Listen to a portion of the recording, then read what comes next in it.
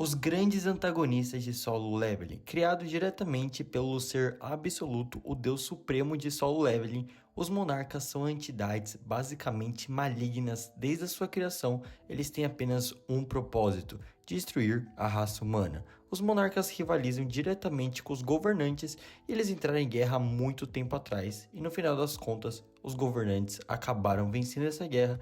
Então, depois de muitos anos, os monarcas voltaram para a humanidade, para o mundo humano, para conseguir a sua vingança. E nesse vídeo eu vou explicar para vocês sobre cada um dos monarcas, as suas histórias e também os seus poderes, e também vou ranquear qual deles é o mais forte. Todos os monarcas têm poderes bem interessantes, então vai ser um vídeo muito da hora e espero que vocês curtam. Também vou pedir, claro, para você se inscrever no canal e ativar o sininho. Para começar, nós temos o Yogg-Moth, o monarca da transfiguração. Ele é um dos 9 monarcas, por conta disso, claramente, ele é um indivíduo imensamente poderoso.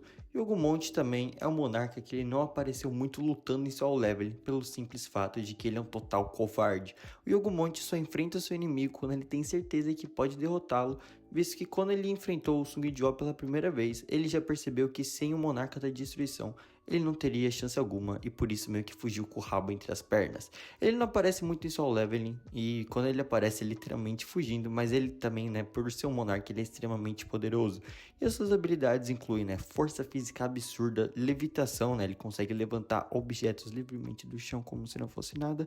Ele também tem a habilidade de criação de portais, ele pode criar vários portais para transportar o seu exército entre mundos. Ele também tem a habilidade de manifestação do corpo espiritual, onde ele meio que consegue, se transformar e ficar mais poderoso ainda. E o Yogg-Moth no geral, assim como os outros monarcas, ele vê a humanidade como uma espécie fraca e inferior, até que ele se deparou com o Jinwoo e viu um humano que era imensamente mais poderoso do que ele. Seguindo a lista, nós temos a Querereixa, que é a rainha dos insetos e também a monarca das pragas. A Querereixa é uma monarca sanguinária que vivia para matar e saboreava cada oportunidade que ela tinha para abater a sua presa. E a Querereixa, ela é a rainha dos insetos e por conta disso ela literalmente consegue reviver mortos usando vermes, sem falar que as suas habilidades são imensamente poderosas. E assim como os outros monarcas, ela guarda um grande desdém pela humanidade e considera eles uma raça inferior que merece ser aniquilada, Infelizmente não, Felizmente, ela acabou sendo derrotada pelo Sung-Jiao sem muito trabalho. E as habilidades dela incluem manipulação de mana, ela é capaz de criar mãos gigantes e verdes brilhantes a partir da mana para seu próprio uso. Ela também tem uma habilidade chamada indução de veneno, onde ela é capaz de secretar uma toxina extremamente concentrada do seu corpo e assim envenenar suas vítimas, fazendo elas morrerem de forma imediata. Ela também tem, como eu falei antes, a habilidade de necromância, onde ela é capaz de reanimar corpos mortos usando parasitas. Ela também tem a habilidade de regeneração, manifestação, onde ele é capaz de se transformar em um monstro inseto, e também ela tem uma habilidade muito interessante chamada juramento de confiança, onde ela é capaz de lançar um feitiço entre ela e outro indivíduo que impede de mentir um para o outro. Ela usou esse feitiço no Sung-Jiao e também tentou usar o veneno nele, porém acabou não dando certo. O próximo monarca da nossa lista é o Legia. O Legia é simplesmente o rei dos gigantes e o monarca do princípio.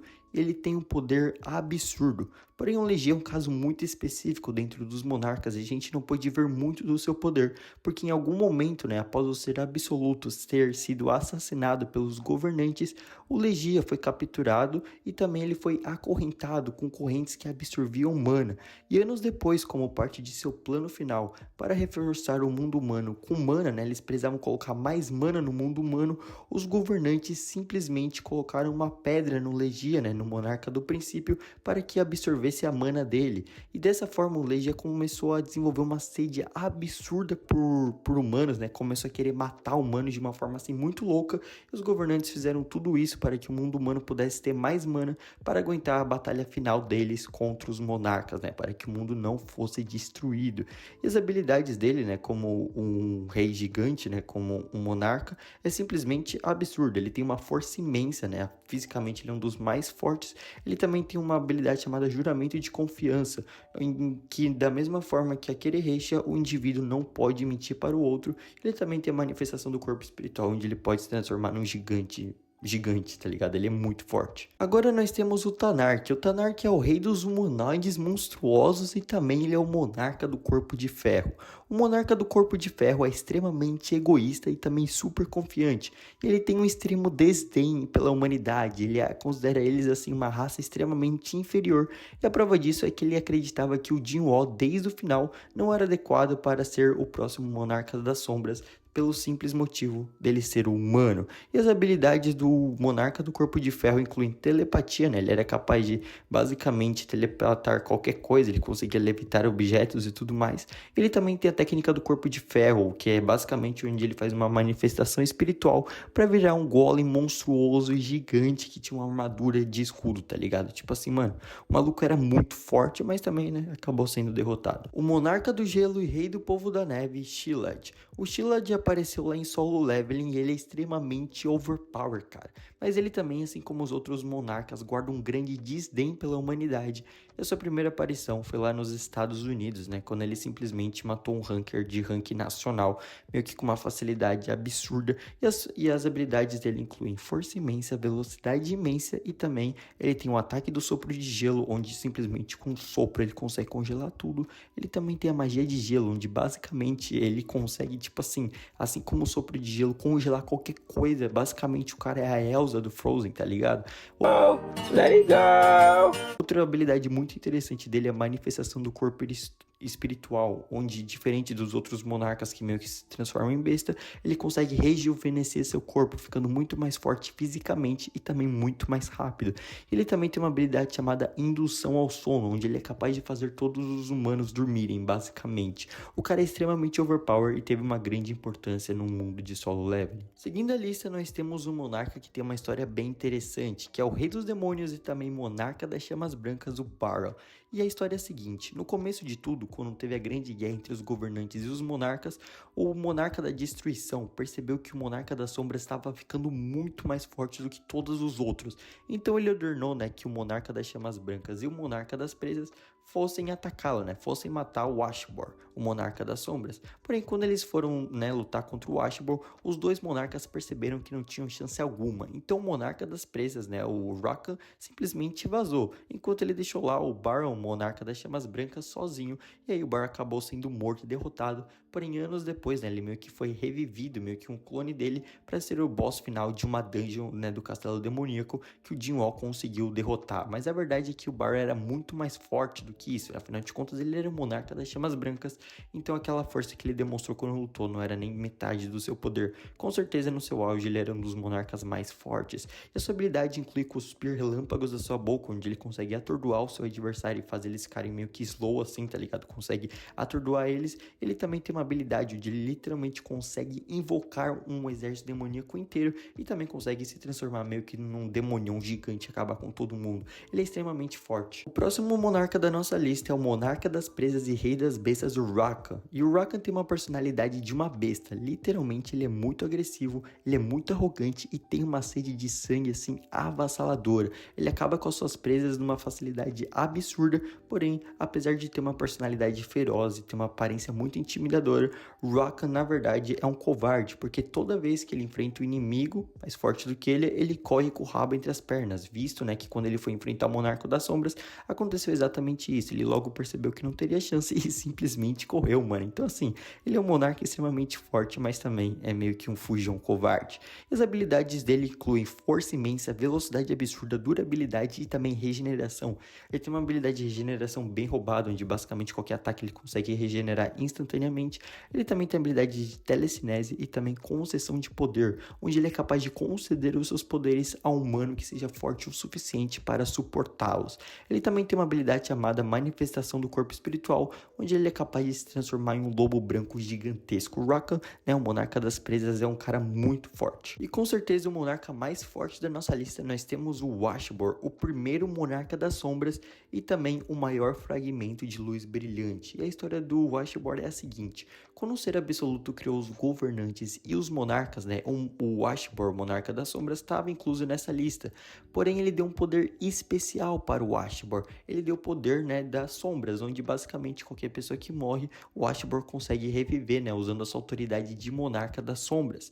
E aí por conta disso, ele sempre foi muito fiel ao ser absoluto, e quando aconteceu toda a grande guerra, ele ficou muito confuso e meio que ficou sem saber o que fazer, porque de um lado ele era um governante, né, um fragmento de luz, mas também ele tinha os poderes de um monarca. E no final das contas ele acabou sendo traído pelos próprios monarcas, né, que simplesmente o Antares mandou matá-lo, porém eles falharam na missão e viram que o Ashbor era simplesmente muito mais forte que todos os outros. E o que acontece é que o Ashbor percebeu que ele deveria, né, encontrar um sucessor para herdar o seu poder na Terra, para que esse sucessor meio que pudesse salvar a humanidade. Então ele não sabia como fazer isso, e aí ele pediu ajuda para o arquiteto, e o arquiteto desenvolveu um sistema para treinar um humano que seria capaz de herdar os poderes do Monarca das Sombras. E esse humano, né, que se mostrou digno, que várias vezes enfrentou a morte para salvar sua família e tudo mais, foi o Jinwoo. O Jinwoo impressionou muito o Ashbor por conta dessa parada de, mesmo dele sendo fraco, mesmo ele sendo tipo assim inútil, um hunter de rank E, ele tava lá enfrentando a morte, sendo corajoso, indo nas dungeons, e mesmo enfrentando a morte várias e várias vezes, ele não desistiu. E por conta de toda essa coragem dele, isso fez com que ele fosse escolhido pelo Monarca das Sombras para que ele herdasse seus poderes. E todos os poderes do Monarca das Sombras, primordialmente, é os poderes do Jinwoo. Ele consegue invocar um exército de sombras e todas aquelas coisas absurdas. E para finalizar a lista, nós temos o Antares, que é simplesmente o rei dos dragões e também o monarca da destruição. E desde o princípio, quando os monarcas foram criados pelo ser absoluto, o Antares sempre foi o mais forte. E o único que conseguiria se equiparar ao seu poder era justamente o monarca das sombras. Tanto é que os outros monarcas, quando perceberam que o Jinwoo tinha meio que os poderes do monarca das sombras, eles simplesmente decidiram não lutá-lo, né? Não enfrentá-lo de frente, porque eles sabiam que o único que tinha chance contra eles era o Antares. O Antares literalmente consegue invocar um exército de dragões, ele consegue se transformar num dragão gigante, ou então meio que numa forma humanoide de dragão. Ele é extremamente forte, consegue cuspir fogo e destruir hunters de rank S como se não fossem nada. Tipo assim, com um cuspe de fogo ele consegue matar um hunter de rank S instantaneamente, como se fosse uma formiga.